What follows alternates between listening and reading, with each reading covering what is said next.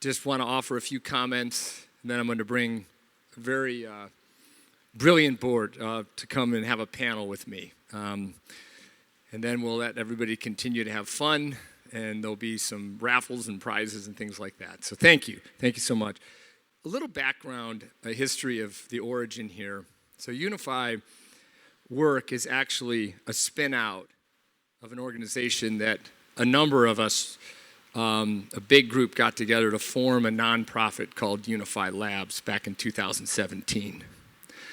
And its mission is to power inclusive prosperity. It's a very lofty, broad mission by design.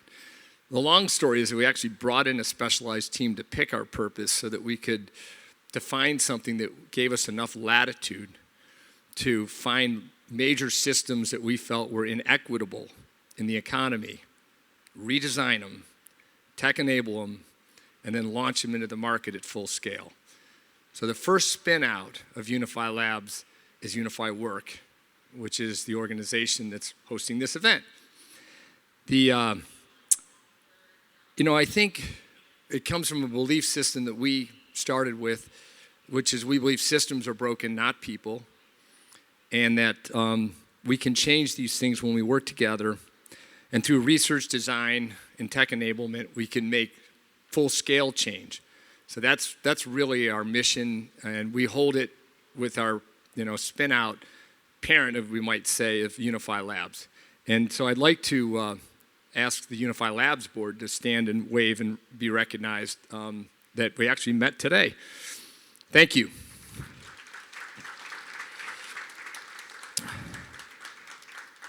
Also introduce our new executive director of Unify Labs, Virginia Stewart, who's somewhere here. And there she is. Hi, Virginia. Thank you.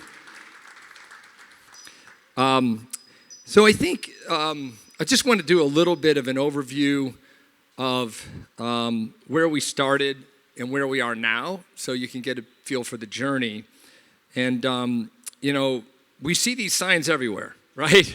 Which is there's clearly a significant labor shortage, and it's very challenging for the economy, it's challenging for the individual, and it's challenging for literally our communities. Strong consumers important, and our businesses running in a economical fashion is critical to the regional economy and the prosperity of the individual. And to be clear, our focus is on the person. We are people first. And it's interesting, when I came in, I was looking at this poll right in front of me, and it says people first right across the front of it, which is our mantra, really, to focus on people. And so, when we're seeing these signs, we know that there's a need, there's a lot of demand, and it's not being filled.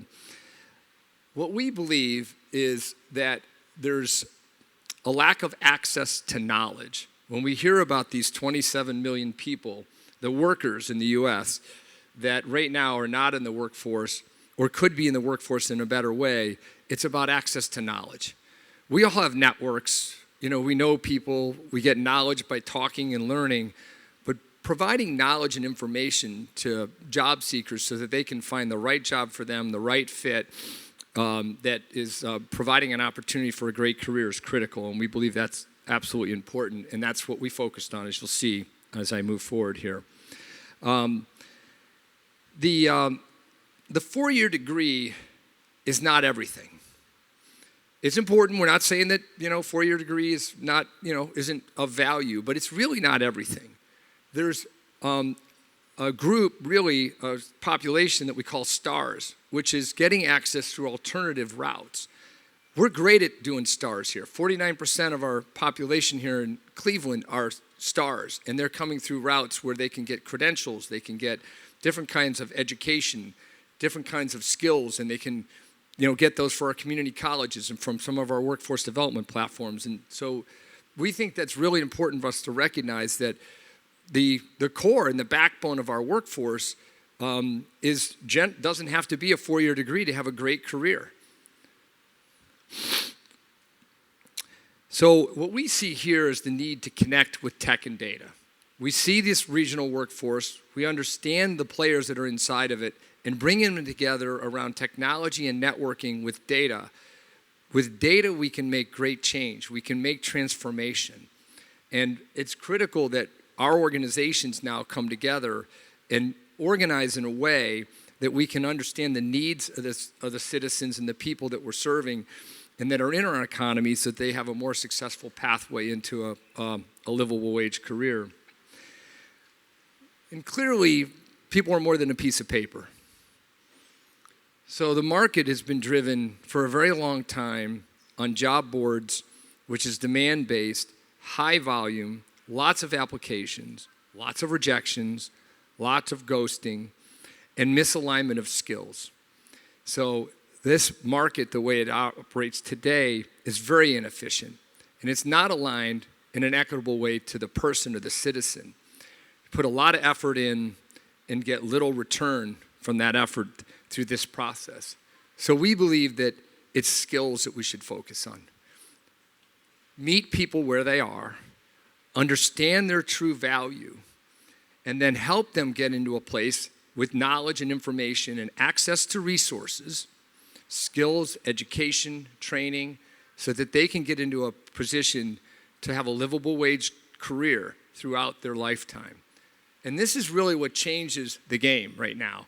Moving away from a resume, which can be so easily screened out on keywords, if they're not lined up right, and they're really looking at pieces that are related to, do you have this hard skill? Do you know Java? Do you know PowerPoint and things like that?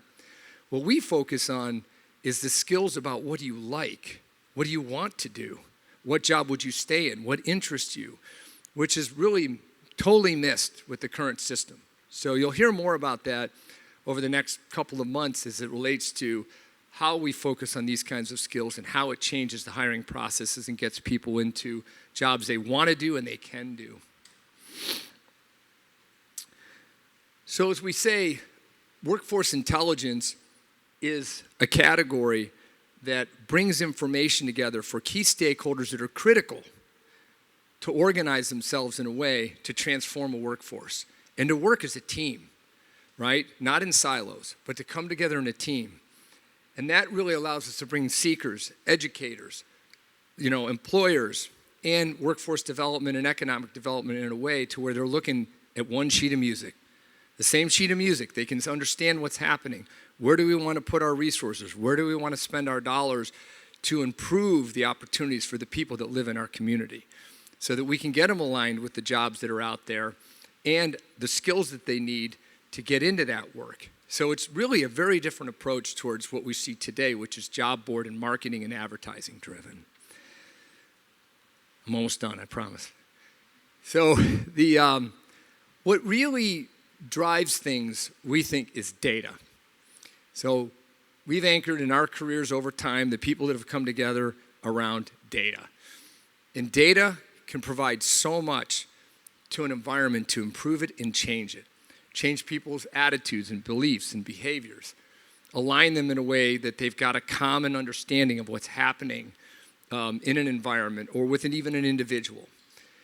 And then, what can it do to help us? One of our biggest mantras, as you might find out, is equity, which is, when we see a workforce that's really bifurcated and not equitable to all the races or genders within that workforce, that's what we focus on, which is how do we get our workforce equitably aligned with the economy and the jobs that are within it. So that's a big part of our mantra, and it comes from our purpose, again, that was brought to us as we spun out of Unify Labs, which was powering inclusive prosperity. We want people to be included in this. So it's a bit of a movement. That's why we're having this rally. We're bringing people together to say, join the movement, be part of this with us, and help us. My perspective is it takes a village, right? We're coming in to disrupt an industry that's $200 billion. That's how big the current job market industry is right now, and we're coming in out of Cleveland to show the way and say we're going to build a different type of system and a different type of process to get people into equitable work, and that's what we're here to do. Thank you. So I want to, at this point, introduce our panel. We're going to have a brief panel here, and so we've got Dr. Alex Johnson joining us, who's the Emeritus President of Tri-C.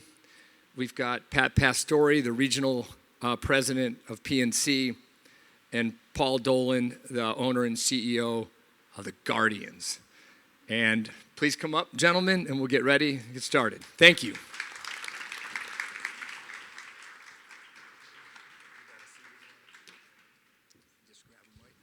Want us in any particular spot? Nope. I want you here where I can get a hold of you. No, you're fine. It's okay. Yeah.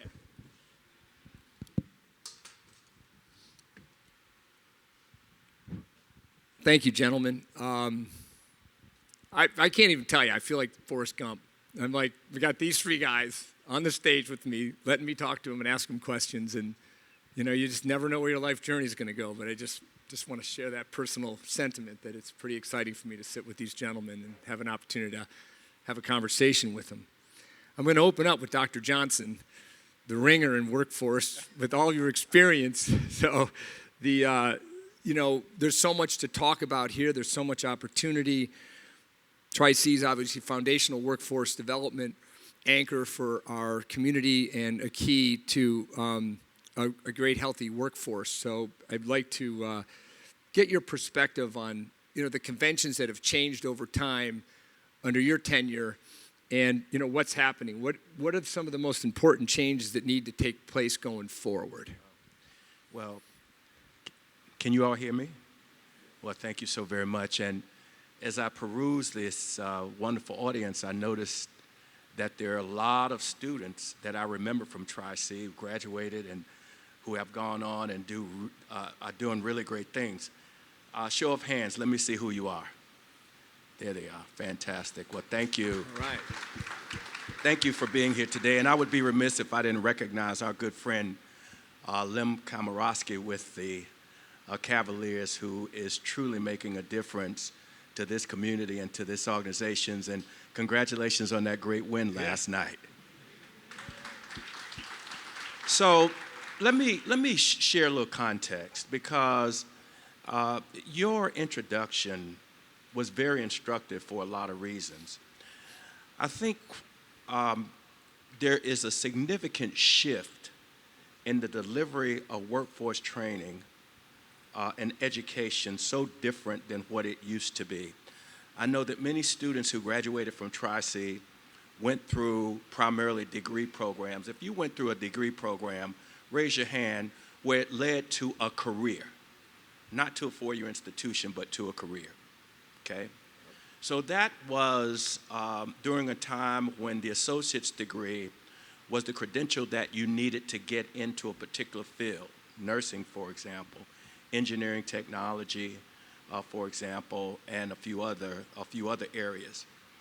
But with the transformation in terms of the delivery model, it means then that rather than the institution offering up programs that are conventional, the focus has to be on offering up programs that are tailor-made and what we call centers of excellence that represent various job sectors. So for example, if you came to Tri-C and you decided that you wanted to get some skills and competencies in information technology, you would go through our IT Center of Excellence. And that IT Center of Excellence combines both degree programs, credentials, certifications, and also competencies. So you can go there in a matter of, say, if you choose, from say 8 weeks up to 2 years, you can earn credentials that would allow you to take on a job that provides a family-sustaining wage. And you build on that as time permits, then that would allow you to be promoted on your job or take another job someplace else. So the difference is, to your question, Steve, the difference is that we've gone from being focused solely on degree programs to now being focused on providing individuals with competencies and skills and credentials and certifications that allow them in a matter of time, a short period of time, to take on a job that provides a family-sustaining wage. For those of you who have gone to Tri-C recently, your education is built a job is built in immediately in your education. We call that our jobs first philosophy. What Unify Works does is recognize those skills and competencies even though you don't have a degree, and match them up with the position. And in some instances, if you fall short of that skill set, then the technology would refer you to an entity that can provide additional training and opportunity in that way. And that's what you're going to see. And we're really glad that Dr. Michael Baston is not only joining the Unify Labs board, but he also is reforming workforce development at Tri-C to ensure that this model is more commonplace and more institutionalized. So you're going to see a big difference in that regard. And this last point I'm going to make is important for a lot of reasons, is because I think Paul and Pat are going to respond to it. Nothing that we did at Tri-C was in isolation. It used to be. It used to be out of the context of business and industry, but there's no programs that are developed at Cuyahoga Community College and hopefully any other community college that does not involve some engagement with employers. And you're going to hear a little bit more about how that happens from Pat and Paul, but I think it's important for you to understand the transformation of educational delivery as it works to workforce development that is necessary now. Thank you. Excellent. And no comments, I'll get to the next question. I will love to hear your perspective here, that, the challenges that you've seen in workforce and hiring. When you look at the whole process, hiring's like the last mile, right? But there's workforce, and we work with talent to get there. And how has hiring changed? Have we changed some of our requirements and our demands? And as it relates to, I think back when I was in college and then trying to get in, to a job, it's like, did you have a 4-year degree? And what would your resume look like? But have you seen some changes there more recently? Sure. Why don't I start? And I'll start with a story that I hope is relevant to the question. But it's a good story otherwise, particularly if you're a fan of our team. Well over a decade ago, a number of our scouts went down to the Dominican Republic to watch some showcase games.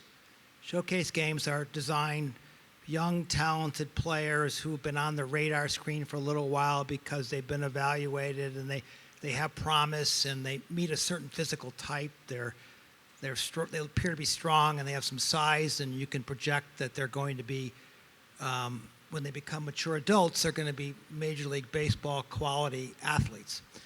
But oftentimes there's not enough of them to make up the games here, so they add fillers. They add some players just to fill up the lineup so you can play the games. And so our scouts go down to these games and they start playing, and there's this one kid, short and squat and kind of waddles around, who's just dominating. He said he's not on anybody's list. He doesn't meet any of the requirements. He doesn't have the profile, but he keeps dominating these games to the point where our scouts finally said, he's not on the list. We're not supposed to be watching him, but he's good. So let's hire him. And that's how Jose Ramirez became a part of our organization. That's great. Yeah. And I think that sort of ties into some of what you're saying, is that sometimes it's not the degree, it's sort of the skills and competency. And I'm not sure we use the Jose Ramirez story as the model for what we're doing, but we've reacted in the marketplace to what's happening the last few years, and frankly also motivated by a desire to meet some of our DEI needs. We've looked at our whole hiring process, looked at the job descriptions that we've got for a number of positions, and asked, does a bachelor's degree, is it absolutely necessary for this position? And so for some positions, we've revised those requirements and said, a degree would be nice, but it's not required, and tell us more about your skills and experience. So we've done that, and then layered on top of that, really we've just said, no matter what the position is, there may be a checklist of all kinds of things, but at the bottom we give them notice, even if you can't check all these boxes, but you want the job, get an application in. We want to find out more about you. So we've made that adjustment, recognizing what's happening in the workplace and what needs to be done.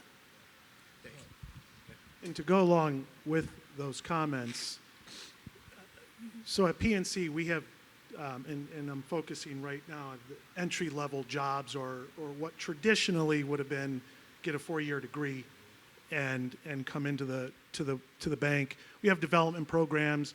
We're very proud of them. After you're there, there's further development and so forth. But there's been trends, and the pandemic really accelerated. And if they weren't trends then, they're trends now, and that is about attaining a 4-year degree. There's been a study by the National Student Clearinghouse Research Center that said since the pandemic, the number of students enrolled in college is down by 9.4%. That's 1.4 million people. That combined with another statistic that from another study that high school students between the ages of 14 and 18, nearly half think that all they need is a 2-year or lower or a certificate.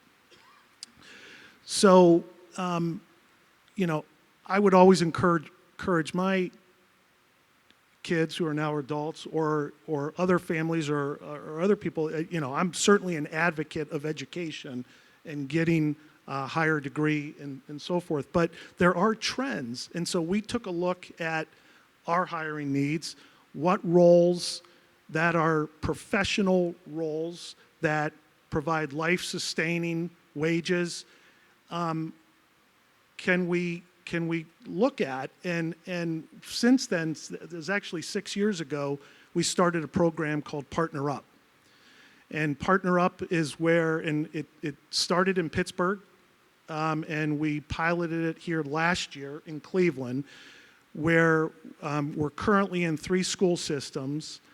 We have people on my team, PNC staff, that monthly for 7 months work in the schools for students, for seniors that have indicated for whatever reason they don't plan to go on to get a good degree right after high school.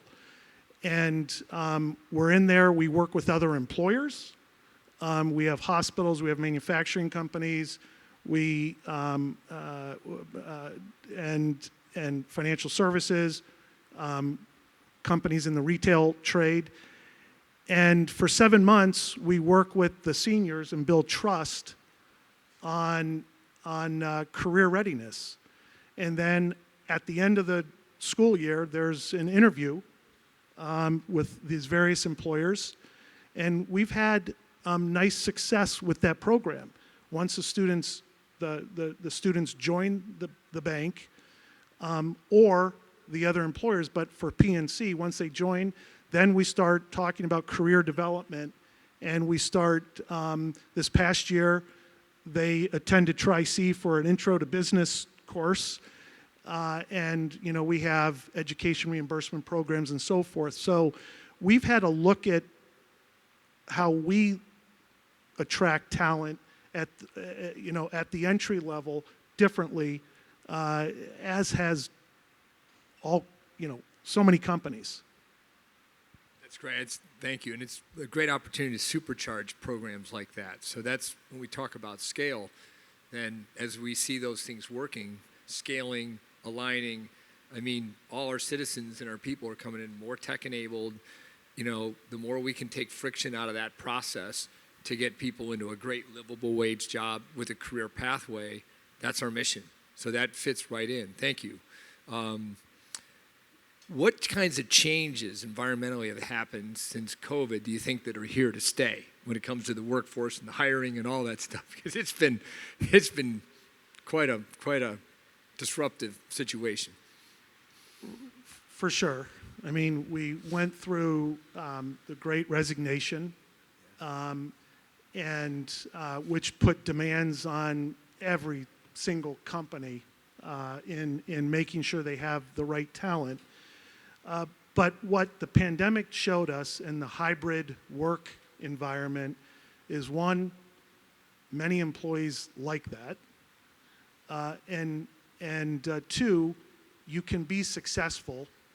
As a company, PNC was successful in retaining employees and servicing our clients and doing the work that we've been doing for so long. But what it showed, though, is you need to pay attention to employee engagement. You need to pay attention to mid-level or senior managers and how are they engaging their teams, because it doesn't happen if you don't have that. If you don't have that engagement and you're paying attention to the culture and your managers, every single manager's paying attention, you won't be as effective. So that's what we've learned. And I think it sort of revealed, to the world, I guess, seems obvious that our employees are whole people. And what that sort of means is, they've got families and other things. And when we go into a pandemic and kids all of a sudden aren't going to school but are at home and there's no child care available, well, then your employee can't work. And that creates a whole cascading set of problems. And we as employers have to be part of the solution there. Yeah, and just to piggyback on Pat and Paul, how many of you before the pandemic took a course virtually? Okay, so at Tri-C during the pandemic, only 14% of our student population was involved in a hybrid class or a class entirely online. Sorry about that. During the pandemic, we went 100% online or virtual. And after the pandemic, or in the midst of it, right now we're about 55%, which means that a lot of students became very, very comfortable taking a lot of courses virtually for a lot of reasons, but it also provided them with the flexibility and the personal space to do other things at the same time, and that was very, very important indeed. You can expect that schools like Tri-C will continue to offer more classes virtually. The other thing that we need to work toward is making certain that in this environment, there's not only an opportunity for virtual learning, but there's also an opportunity for hands-on learning. So in a workforce development program or education program, it's essential that you have both. And I believe very, very strongly that is where we are right now as institutions, and our collaboration with business and industry validates that. Excellent. Thank you. Looking at our clock, I'm going to ask a final question. I'm going to skip one because we've had really good dialogue around these subjects. And what are the workforce trends you believe most important to our, for our community to address going forward? What are the most important trends and things that we need to take advantage of that we can get tailwinds on to really improve things substantially? Good, it's a stumper. No, just kidding. I think, and I don't know if Dr. Baston's still here or not. He was here earlier, but just truly for our market, grooming talent and focusing on the terminology we used earlier in a board meeting today was opportunity readiness. And making sure that we not only understand the jobs that are available, but that we're being focused as a community on making sure that we can train through certificates, through 2-year degree, 4-year degree, and retain the talent.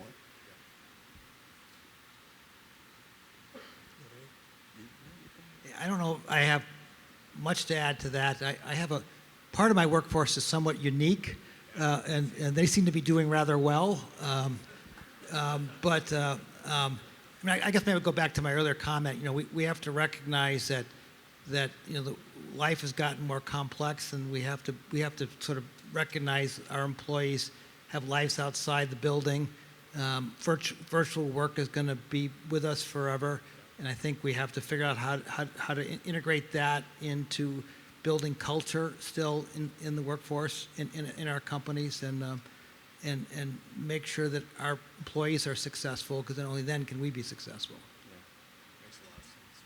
And I think to essentially piggyback on a point that Pat made that was very instructive, and Paul kind of built upon it, is that the manner in which we educate and train individuals and provide them access to the workforce has completely flipped. Completely. So at Tri-C and other higher education institutions, it's not only about the education and training, but it's about the opportunity to work while an individual is going to school in a position that really builds upon the education that they're receiving at that particular point in time. The work with business and industry is vitally important in that regard. I think the other piece is the opportunity to build upon what you learn, earn more credentials, earn a degree. Back to Pat's point, his program allows you to do that. So it's not necessarily the conventional approach about going to school and waiting until the end of your experience in order to gain employment. It's about blending some type of work experience as you're trained and educated. Thank you, gentlemen. Excellent discussion and dialogue. I appreciate you, and that concludes our panel. So, There you go. Thank you.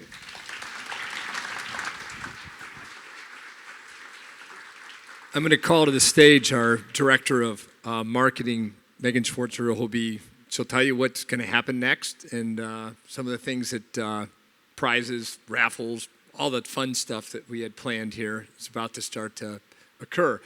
And as I come off the stage again, I want to thank the Cleveland Cavaliers and Len Komorowski, who really helped us get this facility. But for that, we wouldn't have been able to pull this together. So I just really appreciate that as well. I'll turn it over to Megan. Thank you. Hi, everybody. You having fun? All right, so I have a couple announcements, and then we'll get the music back on, and we can continue networking and eating and all that great stuff. So first off, I want to talk about the giveaways. Make sure everyone go over to that table over there. There is free T-shirts and drawstring bags, courtesy of the Cavaliers for the drawstring bags, so thank you for that. Feel free to grab those. Those are complimentary. We will be announcing every 10 to 15 minutes the giveaways for these long sleeve zip-ups. They're pretty nice. I'll display it after I'm done announcing. And then right after in about an hour before we end the event, we'll announce those 2 floor seats with club access tickets. So stay put. We'll let you know when those are going to be raffled off. Every one of you should have received a ticket upon entry. There are a couple other ways to earn more tickets as you're here. One of those is actually for social media. So we actually have a social media photo booth over there, and Justin's raising his hand. He's going to be able to give you tickets. So for every follow, every like, every post you tag us in, you're going to get a ticket for each of those actions. We're on Facebook, LinkedIn, Instagram, and Twitter. Just show that you followed us or did something with us tagged in it, and he will go ahead and give those raffle tickets to you. The other way is Ryan, and Ryan, can you raise your hand? He's going to be over on that side of the table or of the room. He's going to be helping anyone that is interested in actually signing up in our Unify Work platform. Should only take a few minutes, but those will actually give you 5 tickets if you sign up for our platforms. So feel free to visit Ryan over by that table. All right. I will let you guys get back to it. Have fun. And I'll be back up here in probably about 10 minutes to announce the first giveaway of the long sleeve shirts. So thank you very much.